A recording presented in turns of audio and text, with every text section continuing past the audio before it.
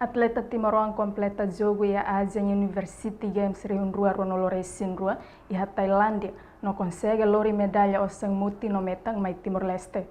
Atleta Timor-Oan hamotuk sanolo racing rua tona Timor-Leste ho avião AirAsia terça-feira semana ne husi aeroporto internacional Nicola Lobato Dili.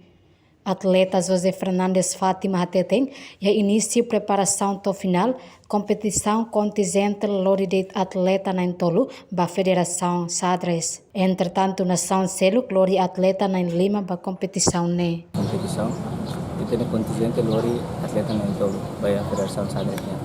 E evento ne ba compete hosti purua ba a tim no individu. Ora ia tim ne itu ne atleta participa na Entolu de. Emania cada nação atleta na Lima. Então kita difícil itu atau recolher pontos para host atleta nebe nação Selo kama sirna ni. Bebe itu ne atleta moramos consegue mana dulu nação Sira. Ele vai participar nação Tolu, nação Gua, Tailândia no Malaysia. E ne atleta na Tolu ne consegue mana atleta usi Tailândia no Malaysia bebe ita la consegue hakat baia standar vencedor também tem pontos em termos timnya ne mínimo também ita atleta na Tolu.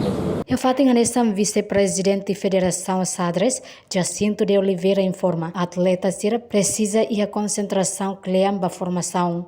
Tamba nação Selo kalau preparação tinangrua antes competição. Ninia atleta Sira ninia concentração e formação nebe maklian liutan para tunne Sira bele fogo tambah honen kata durante ne ya ita ninia atleta Sira mai hoser ninia atividade Sira nebe maka barak adisional Sira nebe maka liur da fokus ba yana ba então e rendendo maka honen ka preparação que mais lafali espera kata que aguet tinan 2024 mai e 25 aguet 2024 mai tabel haklian liutan hameti a força liutan ita ninia atleta Sira ninia